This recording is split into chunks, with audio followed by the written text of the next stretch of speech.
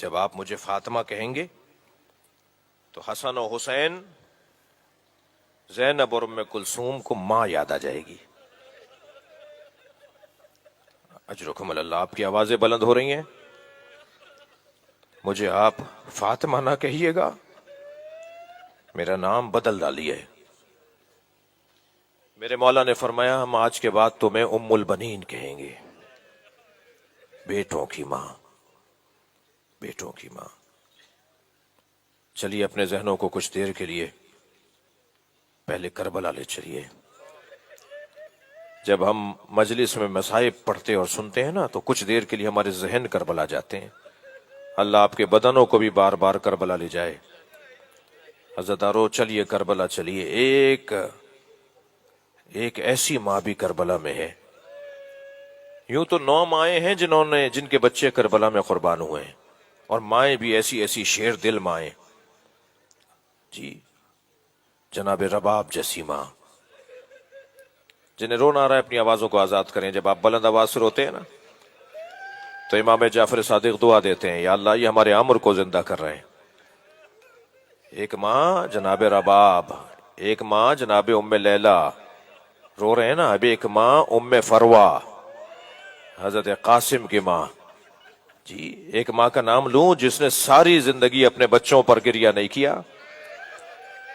جب کبھی کٹے ہوئے سر اون محمد کے آتے تھے نا، منہ موڑ لیتی تھی کہ اگر زینب روئے گی تو ام لیلہ کے لیے کون ڈھارس بنے گا؟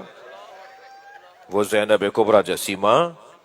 عزادارو مائیں تو ام وہب جی بھی ماں ہیں، مگر ایک ماں ایسی ہے جس نے اپنے 4 بچوں کو قربان کیا مگر اپنے بچوں کے لاشیں نہیں دیکھے۔ روزانہ جنت البقیع جاتی ہیں، انگشت شہادت سے 4 قبروں کے نشان بناتی ہیں، اور 4 قبروں پہ 4 بچوں کے نام لکھ کر کہتی ہیں لا تدونی ام البنین، خبردار مجھے ام البنین نہیں کہا کرو، ام البنین تو بیٹوں کی ماں کو کہا جاتا ہے۔ میرے وہ بیٹے کہاں ہیں جن کی میں ماں ہوں؟ اجرکم اللہ، اجرکم اللہ، آپ کی آوازیں بلند ہیں، اللہ آپ کو اجر و ثواب عطا فرمائے۔ عزادارو یہ ماں جب تک زندہ رہی، میرے معصوم امام صادق فرماتے ہیں جب تک ام البنین بی بی زندہ رہی کوئی دن نہیں ہوتا تھا جو حسین پہ نہ روتی ہوں۔ اپنے بچوں پہ نہیں روتی تھی، میرا عباس کہاں قابل تھا حسین کے۔ اور جب خبر شہادت آئی تھی نا امام حسین کی تو پہلا سوال یہ کیا تھا میں عباس کو دودھ نہیں بخشوں گی۔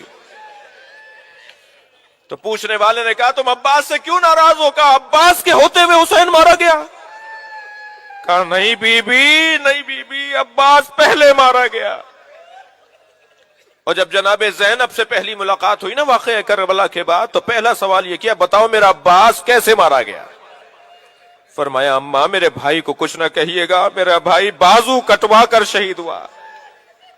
پھر ایک مرثیے میں کہتی تھی مجھے اتنا تو بتاؤ کوئی بلندی سے گرے اور اس کے بازو نہ ہو تو وہ کیسے گرے گا؟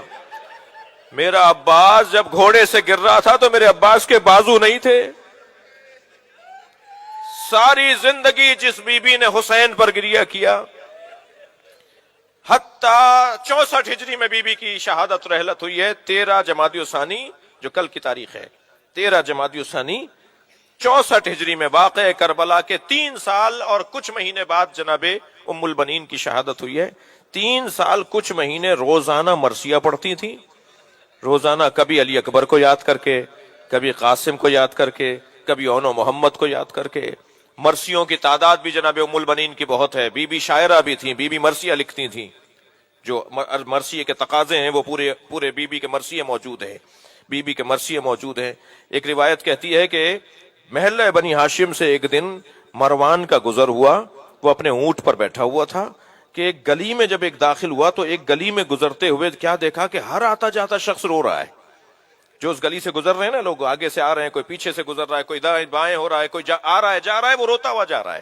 کہ ایک مرتبہ اس کو توجہ ہوئی کہ ایک کسی بی بی کے رونے کی آوازیں آ رہی ہیں۔ اس نے پوچھا یہ ماجرا کیا ہے؟ کہ جتنے لوگ بھی یہاں سے گزرتے ہوئے رو رہے ہیں نا وہ اس بی بی کی وجہ سے رو رہے ہیں۔ کہا یہ کون بی بی ہے؟ کہا یہ عباس علمدار کی ماں ہے، یہ ام البنین بی بی ہے جو رو رہی ہے۔ تو کہنے لگا ہاں حق ہے اس بی بی کا یہ ایسے ہی روئے جس کے عباس جیسا بیٹا ہو۔ اگر اس کی ماں آوازیں لگا لگا کے رو رہی ہو، چیخ چیخ کے رو رہی ہو، تو اس بی بی کا حق ہے کہ وہ ایسے ہی روئے۔ عزادارو گریہ ہو گیا، بس ایک منزل اور لے لیجئے، ایک فاطمہ کو اور سلام کیجئے جس کا جنازہ رات کی تاریکی میں اٹھایا جا رہا ہے، جس کے جنازے میں میرے مولا نے غسل دیتے وقت چیخ کے گریہ کیا۔ جب سلمان نے پوچھا نا مولا آپ کے رونے کی آواز کوچے تک آ رہی تھی، فرمایا میں سیدہ کو جب غسل دے رہا تھا فاطمہ کی 2 پسلیاں ٹوٹی ہوئی تھی، فاطمہ نے مجھے نہیں بتایا کہ میری پسلیاں ٹوٹی ہوئی ہیں۔ آواز دی ہلم یا حسن یا حسین، اے حسن حسین آؤ اپنی ماں کا آخری دیدار کرو، اے زینب ام کلثوم اپنی ماں کا آخری دیدار کرو۔ اب فاطمہ سے محشر میں ملاقات ہوگی۔ عزادارو وہاں سے جناب زینب آگے بڑھی، سینے پہ سر رکھ دیا، بی بی ام کلثوم آگے بڑھی، پیر پکڑ کے بیٹھ گئیں، امام حسن آگے بڑھے، ماں کی پیشانی کا بوسہ دیا، حسین کو دیکھا کہ دور کھڑے رو رہے ہیں۔ میرے مولا علی نے پوچھا بیٹا آگے بڑھو اپنی ماں کا دیدار کرو، کہا بابا میری ماں مجھے چھوڑ گئی، حسین یتیم ہو گیا، میری ماں آج مجھے گلے لگانے کو تیار نہیں ہے۔ بس حسین کی خواہش کا اظہار ہوا، زہرا کے کفن کے بند کھلنا شروع ہوئے، دونوں ہاتھ فضا میں بلند ہو گئے، حسین آگے بڑھے، سینے پہ سر رکھا، میری بی بی نے دونوں ہاتھ پشت حسین پہ رکھ دیے۔ راوی کہتا ہے ہاتف کی آواز آ رہی تھی علی حسین کو علیحدہ کیجئے، اس لیے کہ 2 رونے کی آوازیں آ رہی تھی، زہرا کے رونے کی آواز، حسین کے رونے کی آواز۔ میں مجلس مکمل کر رہا ہوں، میرا بھائی نوحہ پڑھے گا۔ عزادارو کس چاؤ سے، کس پیار سے، کس شفقت سے مولا علی نے مولا حسین کو ماں کی میت سے علیحدہ کیا ہوگا، سر پہ ہاتھ پھیرا ہوگا، شفقت سے پیار کیا ہوگا، بیٹا ماں کو رخصت کر دو، بیٹا ماں کو جانے دو، بیٹا ماں کو قبر تک پہنچانے دو۔ سلام ہو سکینہ بنت الحسین پر۔ جب حسین کے لاشیں سے ہٹائی جا رہی تھیں، تازیانے مارے جا رہے تھے، مڑ مڑ کے بابا کا لاشا دیکھتی رہیں، بابا الوداع۔